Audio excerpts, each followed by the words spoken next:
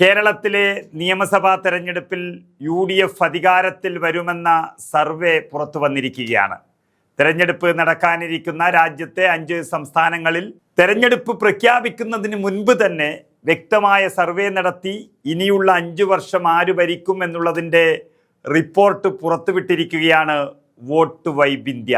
തെരഞ്ഞെടുപ്പ് നടക്കുന്ന സംസ്ഥാനങ്ങളുടെ ഭാഗമായി സ്റ്റേറ്റ് വൈബ് എന്ന പേരിൽ നടത്തിയ ഈ ആധികാരിക സർവേയിൽ കേരളത്തിന്റെ ഇന്നത്തെ അവസ്ഥയെ വളരെ വ്യക്തമായി വരച്ചു കാട്ടുകയാണ്. അതിശക്തമായ ഭരണവിരുദ്ധ വികാരവും യുവാക്കളിൽ വന്നിരിക്കുന്ന മാറ്റങ്ങളും സാമ്പത്തിക മേഖലയിലെ ആധിപത്യവുമെല്ലാം ഇടതുമുന്നണി ഭരണം തകർത്ത് കേരളത്തിൽ UDF അധികാരത്തിലെത്തുമെന്നാണ് സർവേ വ്യക്തമാക്കുന്നത്. അതായത് 52% ആളുകളും ശക്തമായ ഭരണവിരുദ്ധ വികാരമുണ്ടെന്നും ഞങ്ങളെ പിണറായി ഭരണത്തിനെതിരാക്കി എന്നും പറയുമ്പോൾ ബാക്കിയുള്ള 48% ഭരണവിരുദ്ധ വികാരമുണ്ടെന്നും ഇല്ലെന്നും പ്രതികരിക്കാൻ തയ്യാറാകാതെയും കുറച്ചുപേർ നിൽക്കുന്നുണ്ട്. ഈ ഭരണവിരുദ്ധ വികാരം എന്ന ഘടകത്തിനപ്പുറം പിണറായി സർക്കാരിനെതിരെ പ്രതികരിക്കാൻ തയ്യാറായി നിൽക്കുന്ന നിരവധി വിഭാഗങ്ങൾ വേറെയുമുണ്ട് എന്നുള്ളതാണ് ഈ സർവേയുടെ പ്രത്യേകത.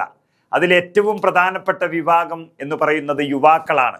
സാധാരണ ഇടതുപക്ഷത്തിനൊപ്പം നിൽക്കാറുള്ള യുവാക്കൾ, അതായത് 18 വയസ്സിനും 24 വയസ്സിനും ഇടയിലുള്ളവർ, ജോലി അന്വേഷിച്ച് നടക്കുന്ന ഒരു പ്രായക്കാർ, പ്രത്യേകിച്ച് ഇത്തവണ 42% UDF കേരളത്തിൽ വരണം എന്നാണ് അവർ പറയുന്നത്. ബാക്കിയുള്ളവർ LDF എന്നും നല്ലൊരു വിഭാഗം BJP വരണമെന്നും ആര് വന്നിട്ട് കാര്യമില്ല എന്നും പറയുന്നുണ്ട്. ആകെയുള്ളവരിൽ 23% ആളുകൾ വിലക്കയറ്റത്തെക്കുറിച്ചും അതുപോലെ 18% പേർ അഴിമതിയെയും മറ്റൊരു 18% ആളുകൾ തൊഴിലില്ലായ്മയെക്കുറിച്ചും ഇടതുപക്ഷത്തിന്റെ പരാജയത്തിന് കാരണമാകുമെന്ന് പറയുന്ന ഘടകങ്ങളായി മാറുകയാണ് ഈ സർവേയിൽ. അങ്ങനെ 33% പേർ UDF കേരളത്തിൽ വരുമെന്ന് ഉറപ്പിക്കുമ്പോൾ 29% പേർ LDFന് സാധ്യത കാണുകയാണ്. അതിൽ തന്നെ ഏറ്റവും പ്രധാനം BJPയുടെ വളർച്ച 19.8 അല്ലെങ്കിൽ 20% തന്നെ എത്തി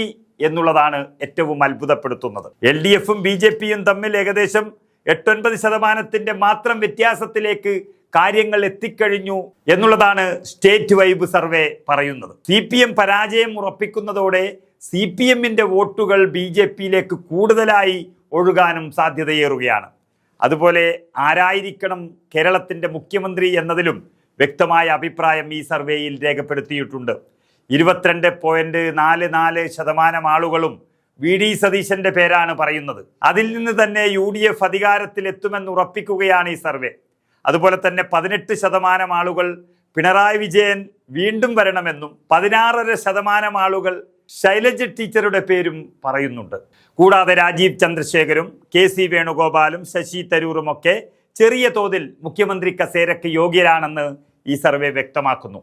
ഇതിൽ ശബരിമല വിഷയം അങ്ങനെ വന്നിട്ടേ ഇല്ല എന്നുള്ളത് ഒരു പ്രത്യേകതയായി കാണുന്നു. അങ്ങനെയുള്ളൊരു സർവേയാണിത്. CPMും ഇടതുപക്ഷവും ഇപ്പോൾ യഥാർത്ഥത്തിൽ തകർന്ന് തരിപ്പണമാകുന്ന ഒരു സംഭവം ശബരിമല ആയിരിക്കും എന്നുള്ളത് ഒരു ഉറപ്പായി കഴിഞ്ഞിട്ടുണ്ട്. എന്നിരിക്കെ LDFന്റെ തകർച്ചയുടെ വ്യാപ്തി ഈ സർവേക്കപ്പുറം കൂടാനാണ് സാധ്യത എന്നും പറയുന്നുണ്ട്. ഇനി എന്ത് വർഗീയ കാർഡ് ഇറക്കിയാലും സാധാരണ ജനങ്ങളുടെ വികാരം മറികടക്കാൻ പിണറായി വിജയന് കഴിയില്ല എന്നുറപ്പാണ്. പക്ഷെ കോൺഗ്രസിലുള്ള ഏറ്റവും വലിയ പ്രശ്നമായി ഈ സർവേ വളരെ വ്യക്തമായി ചൂണ്ടിക്കാട്ടുന്നത് നേതാക്കളുടെ ബാഹുല്യവും അവരുടെ പരസ്പര സംഘർഷവുമാണ്. അതായത് UDFനെ നയിക്കേണ്ടുന്ന കോൺഗ്രസ് പാർട്ടിയിൽ നല്ല രീതിയിൽ തന്നെ വിഭാഗീയതയും ഉൾപാർട്ടി സംഘർഷവും നിലനിൽക്കുന്നു എന്നുള്ളത് വളരെ വ്യക്തമായി ഈ സർവേ സൂചിപ്പിച്ചിരിക്കുകയാണ്.